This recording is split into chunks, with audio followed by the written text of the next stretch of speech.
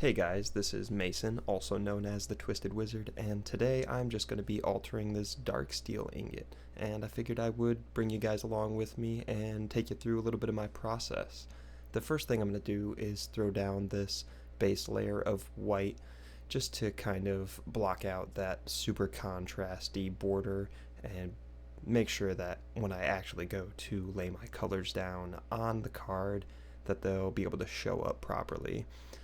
Now, I'm thinning my paint out quite a bit here. This is just like some regular cheap acrylic paint, but I am still thinning it out with just a little bit of water and kind of throwing it down here, not being afraid to push it over that borderline a little bit to make sure that the blending comes through nicely once I get to that step in the process. And then I'm going to throw down a little bit of black paint in here, and I'm making sure to do this while the white paint is still wet so that I can kind of pull that gray into there between the two colors and force a little bit of a gradient in there before I even start laying color down.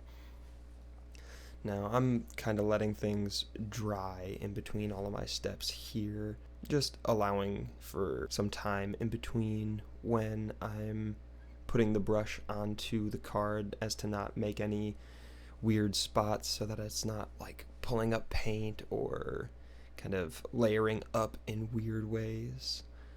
Letting it sit for a minute is always a good idea. But once it does have an opportunity to dry a little bit, I'll come in and start throwing a little bit of this yellow down. And as you can see, it does come through way, way brighter than it would, way more opaque than it typically would if you were to just lay this down on that black border, that solid black border.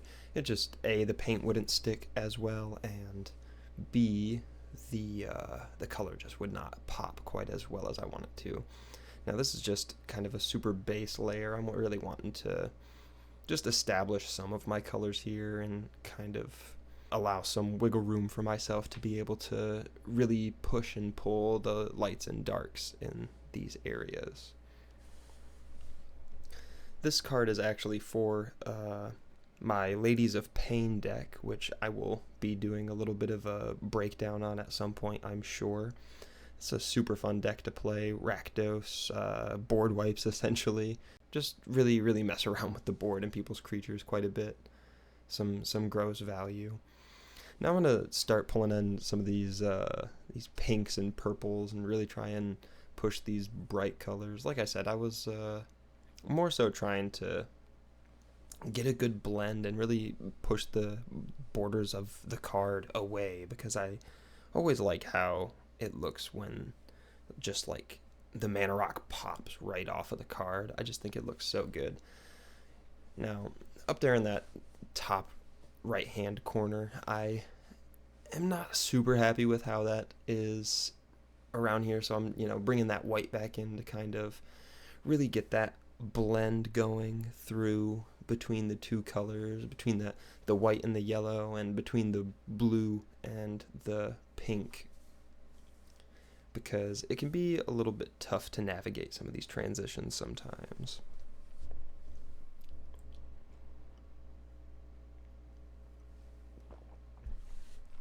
Bringing some more of them shadows back in and kind of trying to pull the depth of the card back in a little bit more. I don't want to entirely lose the effect of like focusing on that central piece. Really, I just want to have all these swirly bits look really nice and still be able to frame the rock itself, if you will, within the card, just having some more fun with the color. Really, I'm just trying to build up a nice layer of paint over there. As you can see on the left side, a little bit of that border is still peeking through the layers of paint that I have already put on, but it's way better over on the other side. Just kind of thickening up some of the layers, and now I'm going in to push some more of the oranges inside of this kind of warmer area of the top left, where I can really start to push some of the movement and the just kind of the way that I don't know, I'm not sure if it's flames or if it's kind of like the magical energy coming off of the rock. Let's go with that. It's like the magic energy coming off of it. Kind of just trying to really emphasize some of the movement that's already there and bring that out and up. And I am throwing some more white down in here just to be able to keep that contrast going, like I was saying. Pulling those pinks back in and really allowing for some movement. That's why I'm doing all of the little filigrees with that lighter purple in there, so that I can just push that kind of cloudy texture that's going on.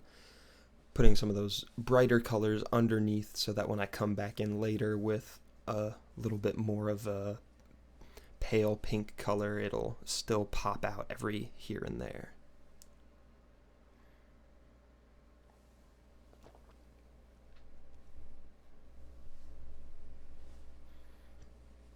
I really had a fun time trying to push these textures and figuring out exactly what colors I needed to mix up or pull out to be able to get them emphasized the way I wanted. And I feel like this piece did end up turning out pretty well, as you'll see at the end of the video. I'm very impressed with how it came out, to be honest.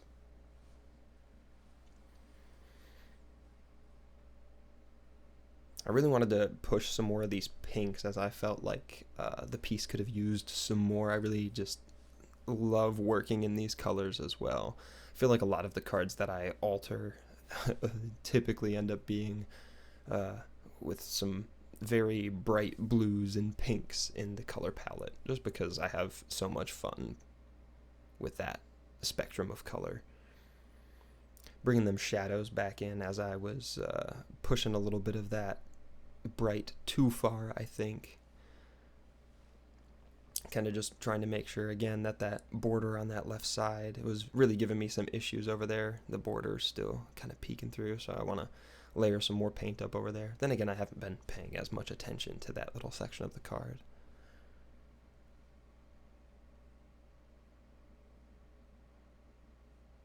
And I'm not working extremely fast here, but I am moving pretty quickly in between different colors, kind of trying to work in smaller sections of the card so that I don't ever have to stop working on a section. So like I'll paint up in the top left hand corner with those oranges, as you'll see right now, and kind of, you know, layer some more on there and then give it time to dry as it needs to, so that the layers don't kind of get all wonky. So then we'll move over to this other section of the card here and really just give that other side a chance to dry and be able to continue working over here on these purples. Like I said, I'm really trying to push and get that border line that's over there on the left hand side to kind of disappear under this transition that I'm doing here. But it is definitely giving me a little bit of a tough time.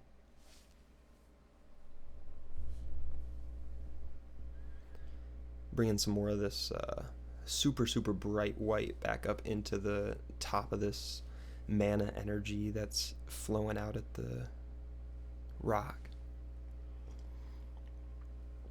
I really want that yellow to pop up against that pink and purple. And you see there, I'm going in where that borderline was, and I'm just throwing another layer of just that plain white down to try and make an opaque base, because like I said, it was giving me some issues there, so I wanted to come in and do that. And then I really started seeing a lot of the blues that were kind of in the undertones of a lot of these purples. So I figured I would just grab some really thin blue paint and just go over everything and kind of like get this misty effect of blue that I think sits really well with the other layers that I had established there before. And coming in right there is just nicely transitioning up into that darker, there's that darker blues and purples on that left side, and then some of those pinks up there. It's my first one of these videos I've ever done. I'm kind of a little nervous, I can't lie. I don't know what to do here. I don't really know what I'm yapping about. Oh, I do have an entire deck composed of altars like this that I worked on as a little bit of an art project for myself that I will have to make a video on for you guys at some point. Just kind of give you a little bit of a tour. Now that that white in the top left was dried, I was able to go back in with some more of that yellow and lay it down, and it really helped to just make that borderline entirely disappear up there. You can still see a little bit of it peeking through around where the pink is and the blue, but that's okay because we'll go back in over there here in just a moment and fix that.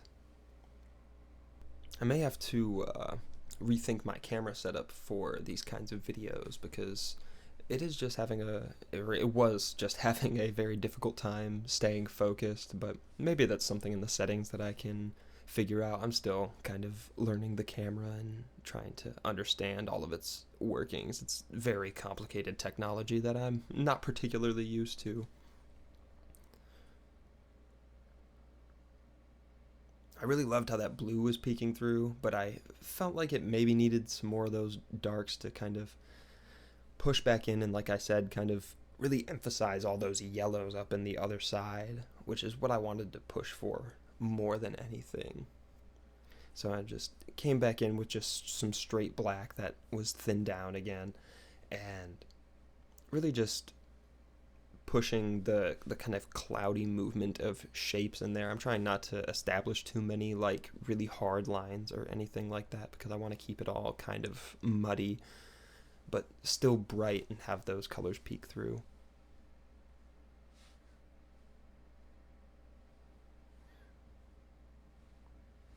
Pulling a little bit more blue into that section, some darker purples as well, and then just touching it up with a bit more highlight.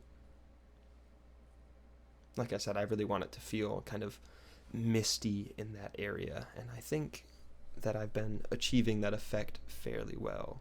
Just building up all the different layers and kind of trying to push and pull until it feels like it sits properly.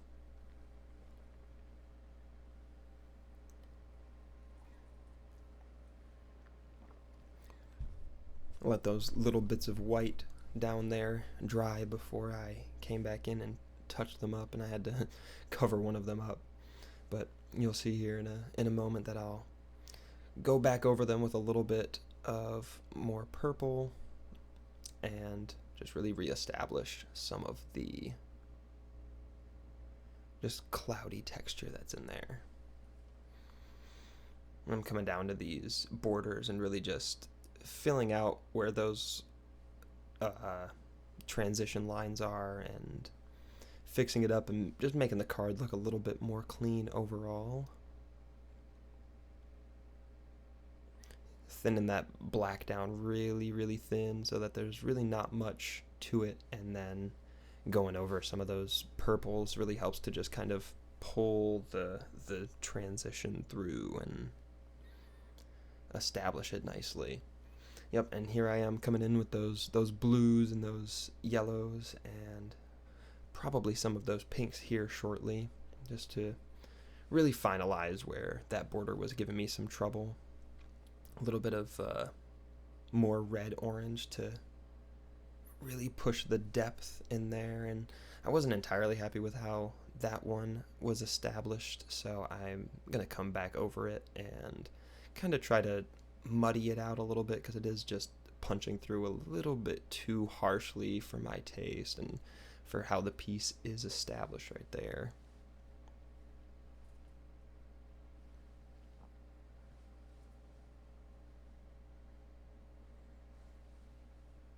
And yellow really does not like to cover up very much, but that is something that you can always take and use to your advantage. So you put those much more pungent colors underneath and then take that yellow and just roll it right over. And this really saturated deep purple and pulling it up there and then coming back in with a little bit of super thin white and pink, and like I said, just using those little mark making techniques to push some of the cloudy texture that I want up there.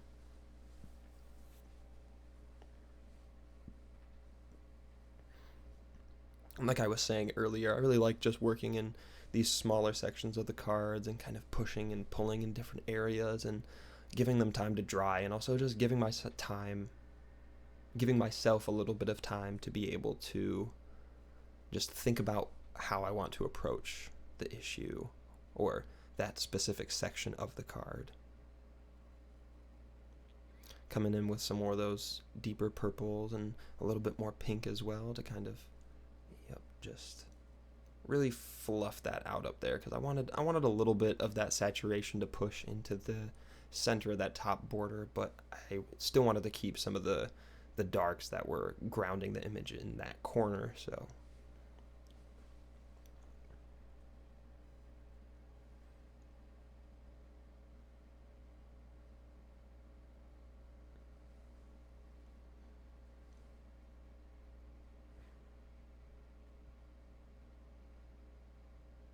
coming in with one more coat of that super thin black paint just to really finalize those borders at the bottom.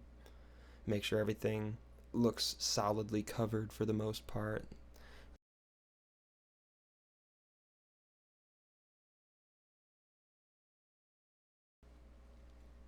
But that is pretty much the entire piece. And you see how there's that reflection there. I used some matte medium to just go over the entire card once everything has dried, so that when it does hit the light, there's still a little bit of that the difference in sheen on between the acrylic paint and the finish of the card, but that matte medium really just helps to kind of ease a little bit of that transition that is there, so it's not so harsh. And left a little brush hair in there that I had to pick out, but that's it. After the matte medium has set up and dried, and you can see that transition is just a little bit easier. Pull the tape off the back of it. Like I said, I think the final product turned out pretty well. Here's some a little bit more detailed photos of it. If you guys enjoyed watching this video and would like to see me alter some more cards, please leave a comment down below and let me know what you think. But thanks for watching, and I'll see you in the next one.